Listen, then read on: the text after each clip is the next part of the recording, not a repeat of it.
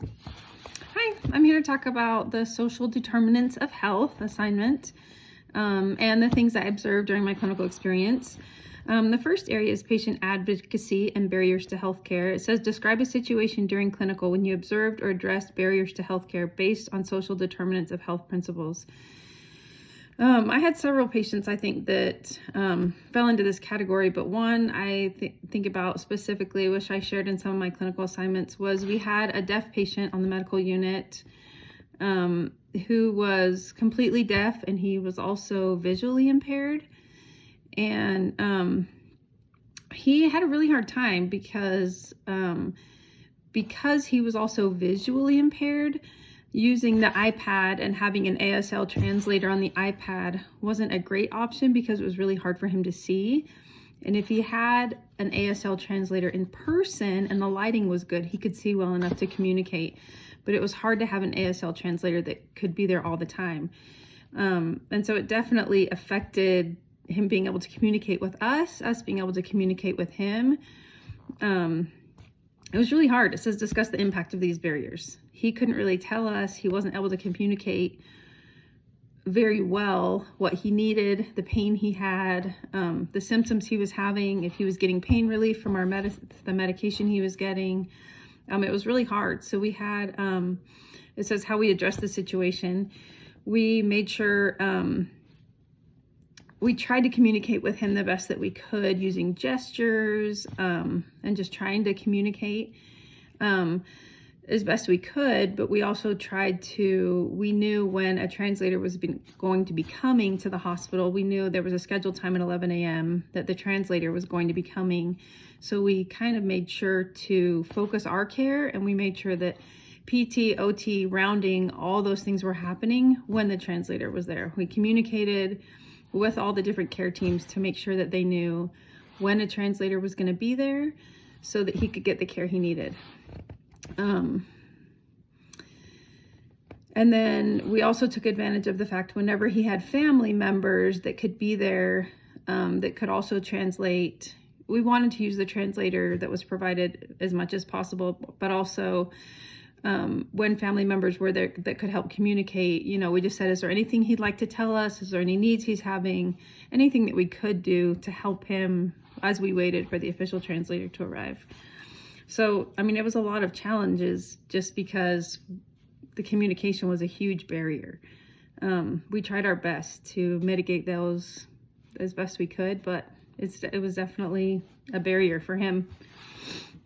It says just define cultural competence in nursing practice. And cultural competence is, I think, when you can recognize that every culture has value, not just my own, but mine isn't better than anyone else's, and be more open to understanding all the different cultures that exist and how they may have barriers to healthcare because of their culture, what I can do to help them, to be open to them. It says how nurses can develop cultural competence. I think mostly just by being open, by listening, by learning, by being willing to be educated about it, and just to being sensitive to other cultures and realizing it's going to take work on my part to be a culturally competent nurse, that when there's cultures that I'm not familiar with or different from my own, that I can open my perspective and understand where they're coming from and see how best I can help them.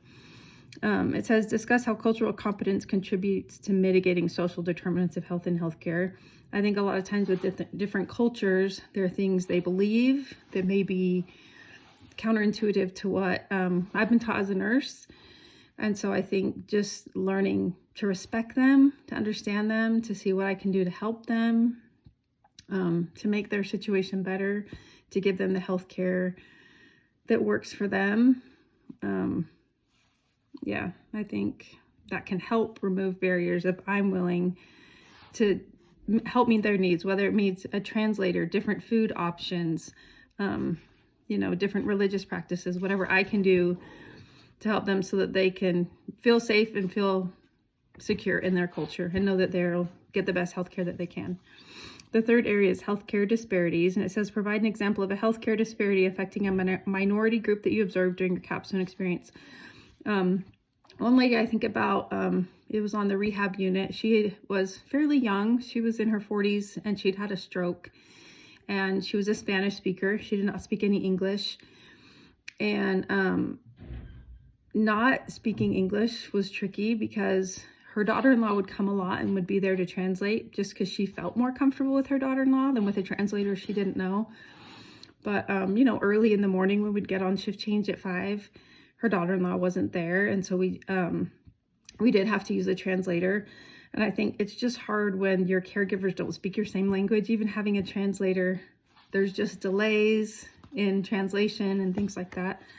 And also, one thing that she struggled with was the food that the hospital provided was not the type of food she was used to eating for her meals. And so she just struggled to get the kind of nutrition she needed so that her body could heal and get stronger, so that she could go home.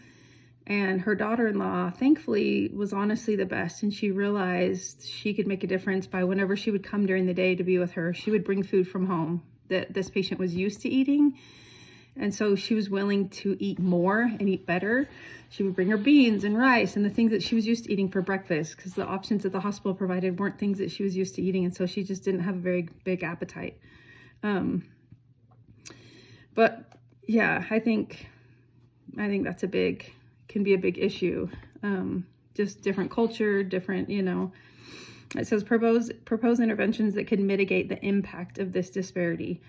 And I think just doing those things, making sure there's translation, making sure that we're being aware of any issues they may have and how we can help. Like with this lady who, you know, didn't really like the food. She needed something that gave her an appetite, something that she wanted to eat. And she didn't really feel comfortable with, you know, other people helping her, but she needed help. And so thankfully her daughter-in-law was willing to step in and help her shower and get ready. And they made sure that her daughter-in-law was passed off with the physical therapist and had done all the training so that she could help her move and make sure that she didn't get injured at all. But I think definitely being a minority, having different language, different things can be a big issue in healthcare, but there's things that we can do to help make it better. And hopefully, I think I answered all the things. And I know it's my role as a nurse to just be as sensitive to different cultures, to different minorities, and be a good advocate for them.